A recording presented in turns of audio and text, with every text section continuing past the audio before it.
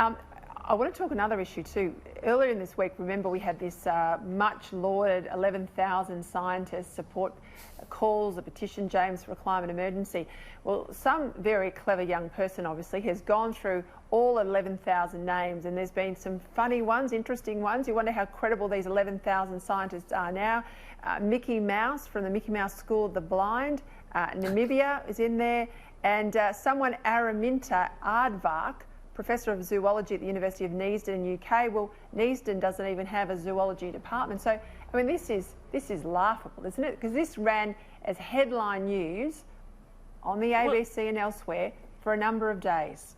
Well, that's right. And I mean, it is just hilarious that all of these journalists are so eager to say, oh, 11,000 scientists have all said it's a climate emergency, and then they've just run with it. And no one's even, thought, let's run a ruler down, say, 20 of them, just to see what sort of people we're talking about. None of the big names did. But then no one also did the other thing, which to look at what the petition said. The petition was basically not so much about science and the environment, but about we need to dismantle capitalism, we need to stop growth, we need to stop this, we need to stop that. So it is, again, how really, I think, an object lesson in so many people are willing to be the useful idiots for these climate cultists who want to use the environment as a way to enforce their own socialist ideals, which have failed time and time again for 100 years.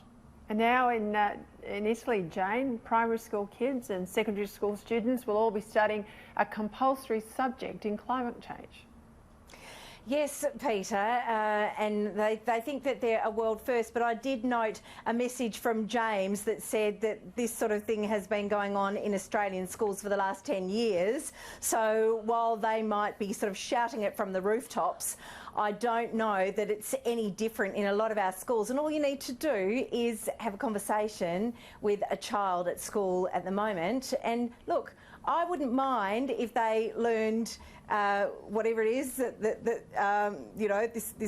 this climate argument, but I would also like them to see opposing points of view and hear from different scientists. And can I just point out that on that petition, that was found by a geologist, by the way, who had a look and said serious scientists don't put their work on social media and don't run petitions. So we need more serious scientists educating our children.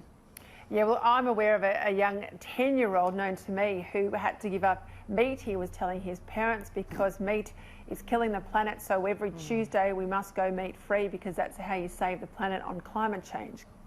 Please help me there. But taxpayer-funded grants more broadly, though, they're a real problem, James. It's not just these dodgy scientists with their made-up names, but there's some even worse use of Australian taxpayer funds into researching things like why Christ was born a man. Millions of dollars of taxpayers' money goes to that and not our farmers.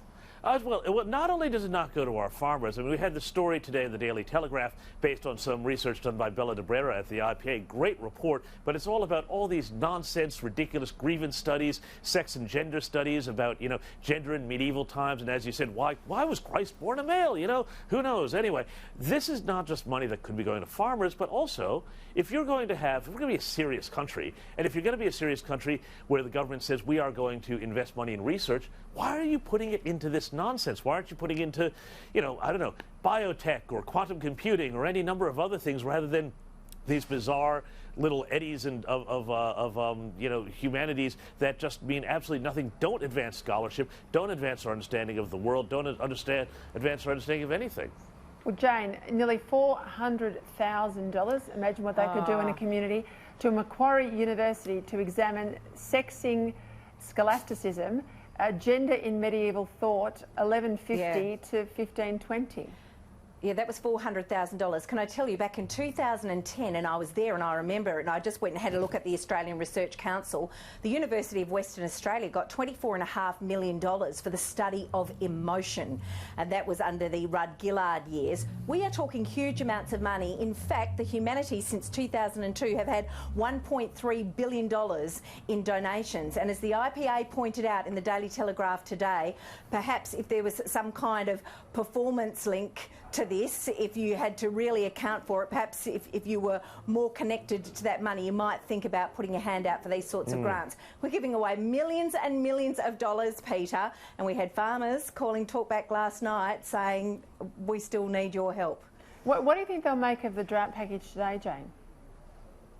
I don't think it's right. Look, I really like the water component from South Australia. Good on Stephen Marshall. I think that's great. I think the Nats are in enormous trouble over this. I think it's a bit too little too late, to be really honest with you. You know, Pauline Hanson and Bob Catter have been out there. I think shooters, fishers. What I'm hearing is the bush feels really let down by the Nats, and the idea that you can pay that amount of money back in 10 years. These guys have been in drought for 7, 8 years, Peter. You know the enormous amounts of debt they're already carrying with them. I think the HEX-style scheme is better. I don't think this is the right answer, but it's a start. Yeah, all right. Well, I think we'll see very quickly what the Bush thinks of it. But when Parliament returns, I'll be interested to see what Catter and Pauline Hanson do with the results of their tour.